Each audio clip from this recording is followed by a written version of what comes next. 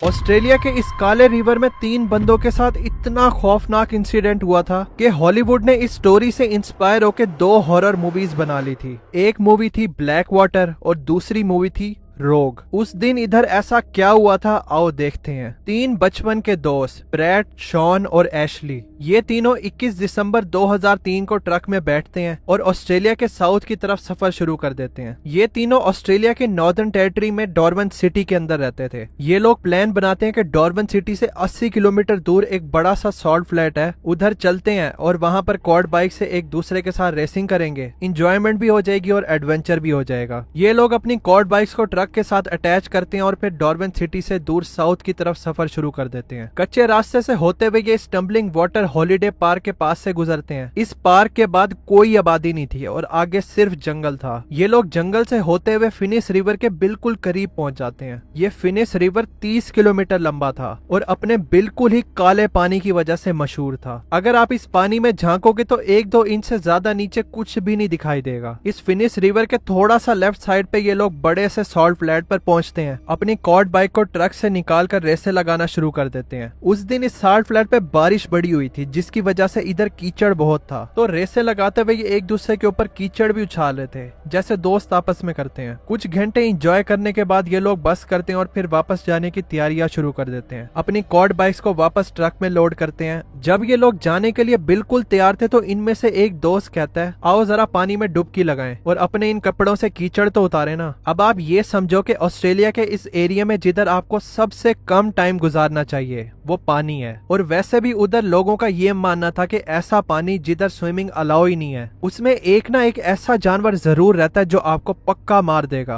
और finish river का ये एरिया जिधर ये तीनों सोच रहे थे कि पानी में जरा कूद कर अपने से ये कीचड़ तो साफ कर लें, ये भी कोई स्विमिंग एरिया नहीं था। लेकिन यहाँ पर भी ये बात नोट करने वाली है कि ये तीनों दोस्त इस तरह के इलाके में ही पले बड़े थे और इससे पहले भी ये लोग कई बार इस फिनिस रिवर में कूदे थे और इनके साथ कुछ भी नहीं हुआ था। तो उनके दिमाग में ये सोच थी ही नहीं कि फिनिस रिवर में कूदना कोई खतरे की बात है। खैर ये लोग रिवर के करीब जाना शुरू कर देते हैं। अभी ये लोग इस रिवर के पास पहुंचे नहीं थे कि उसका पानी इनको अपने पाँव में फील होना शुरू हो गया था। असल में 1-2 दिन पहले इस इलाके में टिका कर बारिश हुई थी, जिसकी वजह से ये रिवर ओवरफ्लो होकर बाहर की तरफ बहना शुरू हो गया था। मतलब अपनी नेचुरल बाउंड्री से ज्यादा ही ओवरफ्लो हुआ था। ये रिवर भी बिल्कुल वैसे ही था जैसे हम जमीन के एज पे नहीं खड़े होते और अगला कदम आगे रखें तो सीधा 20-25 फीट पानी में। रिवर के साइड पर ये मैंग्रोव ट्रीज लगे हुए थे। इनकी रूट्स पर बहुत सारी शाखें निकली भी होती हैं बाहर की तरफ। ये तीनों दोस्त बिल्कुल ही एज पर पहुंचकर इन मैंग्रोव ट्रीज के शाखों को पकड़ते हैं और अपने आप को पानी में डुबाकर साफ करना शुरू कर देते हैं। बड़े ही केयरफुल तरीके से ये अपने आप को साफ कर रहे थे और इन शाखों को भी अच्छी तरह ग्रिप किया हुआ था कि कहीं ये छूट ना जाए। पिक्चर में तो आपको ये रिवर स्टिल दिखाई दे रहा है, लेकिन असल में बारिश की वजह से इसका बहाव बहुत तेज हुआ था। तीनों ने कीचड़ साफ कर लिया था और ये जाने ही वाले थे कि ब्रैड का हाथ फिसल जाता है और वो सीधा पानी में गिर जाता है। तेज बहाव की वजह से वो अपने दोस्तों से दूर चला जाता है। वो एशली और शॉन को मदद के लिए आवाज देता है। वो दोनों मुड़कर देखते हैं तो ब्रैड पानी में बह रहा था, तो वो दोनों भी इसको बचाने के लिए पानी में कूद जाते हैं। ये तीनों बड़े अच्छे स्विमर थे और इनके लिए कोई पैनिक वाली सिचुएशन नहीं थी। इनके दिमाग में था ठीक है पानी में गिर गए हैं, ज्यादा से ज्यादा क्या होगा, आगे बहकर चले जाएंगे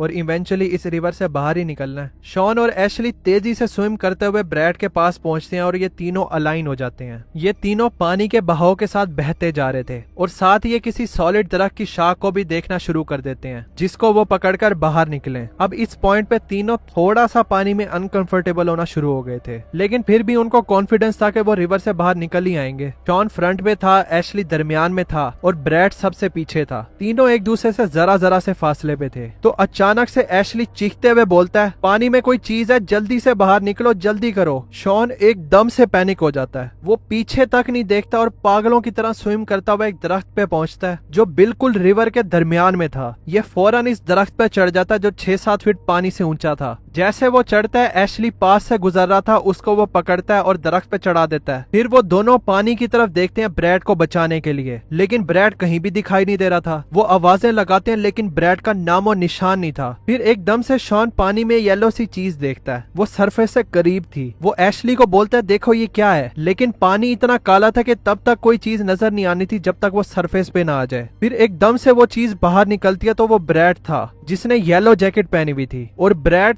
13 फीट लंबे सॉल्ट वाटर क्रोकोडाइल के मुंह में था। ब्रैड का मुंह नीचे था और वो हिल भी नहीं रहा था। शॉन और एशली ये देखकर बिल्कुल शॉक में थे। वो दोनों इस मॉन्स्टर को देख रहे थे जिसने उनके दोस्त को अपने मुंह में पकड़ा हुआ था और ये इस बारे में कुछ भी नहीं कर सकते थे। 5 मिनट तक ये दोनों मगरमच्छ को देखते रहते हैं और सोचते हैं अब क्या होगा। वो मगरमच्छ भी इनकी तरफ ऊपर देख रहा था, जैसे वो इनको बता रहा था कि अगर ये पानी में आए तो इनके साथ भी यही हाल होगा जो इनके दोस्त के साथ किया है। कुछ देर बाद ये मगरमच्छ आहिस्ता आहिस्ता पानी से नीचे होता है और ब्रैड के साथ गायब हो जाता है। एशली और शॉन इतना डरे हुए थे कि उनको अपने दोस्त के मरने का गम ही दिमाग में नहीं आ रहा था। वो दोनों बस सर्वाइवल मोड में चले गए थे। दोनों इस दरख्त के मजीद ऊपर चढ़ जाते हैं, 2 अलग अलग ब्रांचेस पे, जो पानी से तकरीबन 10-15 फीट की ऊंचाई पे थी। अब ये दोनों एक दूसरे को तसल्ली देना शुरू कर देते हैं कि जब हम घर नहीं पहुंचेंगे तो हमारी फैमिलीज पुलिस में कंप्लेन कर देंगी और फिर हमें ढूंढने के लिए सर्च लॉन्च करेंगे और वो फिर यहाँ पर हमें बचा लेंगे। उनको इसका कॉन्फिडेंस तो था कि ऐसा ही होगा, लेकिन इसमें टाइम कितना लगेगा ये नहीं पता था। इसमें कई दिन भी लग सकते थे इनको बचाते बचाते। तो इनको रियलिटी नजर आना शुरू हो जाती है। ठीक है, ये लोग इस दरख्त पर सेफ थे, लेकिन आखिर कब तक? इवेंचुअली इन्हें नींद भी आनी थी और अगर ये सो गए तो दरख्त से गिरकर इन्होंने सीधा पानी में जाना है जिधर ये मगरमच्छ है। इनको नहीं पता था कि आगे क्या होने वाला है। इसी दौरान ये नीचे काले पानी में दोबारा देखते हैं तो वो 13 फीट लंबा साल्ट वाटर क्रोकोडाइल वापस आ गया था और अब उसके मुंह में ब्रैड भी नहीं था। साल्ट वाटर क्रोकोडाइल दुनिया के सबसे खतरनाक और एग्रेसिव क्रोकोडाइल हैं। ये क्रोकोडाइल की उन 2 स्पीशीज में से एक है जो एक्टिवली इंसानों को हंट करती है अगर मौका मिल जाए इनको। शॉन और एशली मगरमच्छ को डायरेक्टली देख रहे थे और वो भी इनको ऊपर देख रहा था,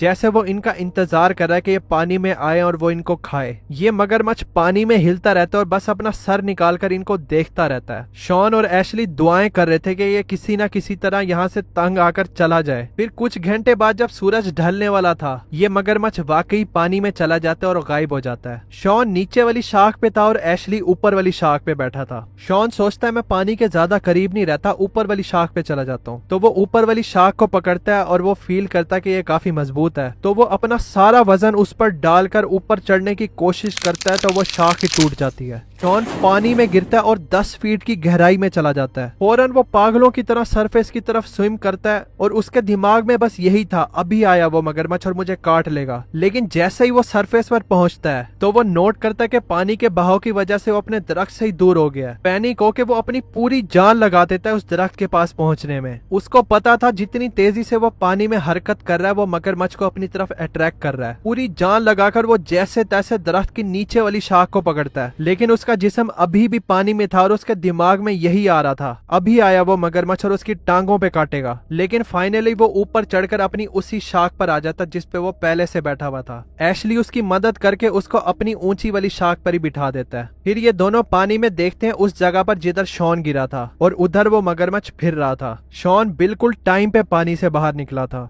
जब सूरज गुरूब हो जाता है तो इधर बिल्कुल ही गुप अंधेरा हो गया था। इस एरिया में किसी किस्म की लाइट नहीं थी। पानी में नजर आना तो दूर की बात है, इन दोनों को आपस में बैठे एक दूसरे की शक्लें ही दिखाई नहीं दे रही थी। इधर इतना अंधेरा था तो इनको पानी में मगरमच्छ भी दिखाई नहीं दे रहा था, लेकिन इनको पता था कि वो नीचे ही है क्योंकि वो वक्फे वक्फे से पानी में हरकत कर रहा था। ये दोनों एक दूसरे को पकड़कर बैठे रहते हैं कि कहीं कोई नींद में नीचे ना गिर जाए पानी के और वो मगरमच्छ के हाथों मारा जाए। कई घंटे ये लोग ऐसे ही बैठे रहते हैं। आधी रात को इस एरिया में तूफान आ जाता है और तेज बारिश की वजह से अब इनको पानी में मगरमच्छ की आवाज भी सुनाई नहीं दे रही थी, तो इनको कोई आइडिया नहीं था कि मगरमच्छ नीचे है भी या नहीं। लेकिन जब जब बिजली गरजती थी तो वो उस लाइट से पानी में देखते थे तो उनको साफ मगरमच्छ दिखाई दे रहा था। कई घंटे बारिश होती है और इनको बारिश की भी परेशानी थी कि कहीं पानी का लेवल इतना ना बढ़ जाए नहर में कि मगरमच्छ छलांग लगाकर इनको दरख्त से पकड़कर पानी में ना खींच ले। बस ये दुआ कर रहे थे कि किसी तरह इस रात को सरवाइव कर ले।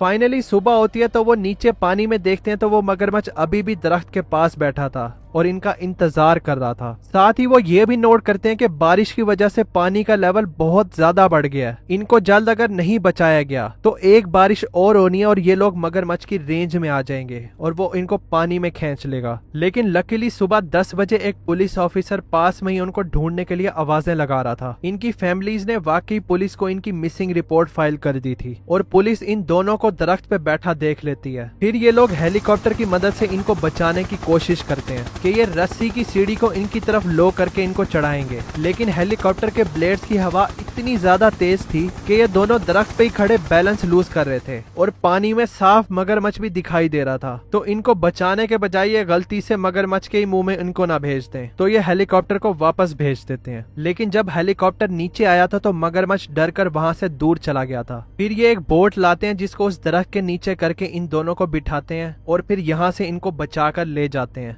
दोनों ही लड़के इस इंसिडेंट से बहुत ही ज्यादा ट्रॉमेटाइज हो गए थे। जहां तक ब्रैड की बात है तो इस रिवर में सर्च करने के बावजूद भी ना उसकी बॉडी मिली, ना ही कपड़े मिले और ना ही वो मगरमच्छ दिखाई दिया जिसने उसको मारा था। इन दोनों को तो चलो एक दिन में ही बचा लिया था, लेकिन क्या आप इमेजिन कर सकते हो कि समंदर के बिल्कुल बीचों बीच इस 1 किलोमीटर बंजर आइलैंड पे बगैर खाने पीने के सरवाइव करना, वो भी कोई 1 साल या 2 साल नहीं बल्कि पूरे 15 साल तक। 300 साल पहले कुछ लोगों के साथ ऐसा ही हुआ था। इन लोगों को धोखे से इधर छोड़ा कैसे गया था और इनको बचाया क्यों नहीं, इस पे मैंने ये वाली वीडियो बनाई है। आपको हाईली रिकमेंड करूंगा कि आप जरूर देखना। मिलते हैं फिर उस वीडियो में। Thanks for watching.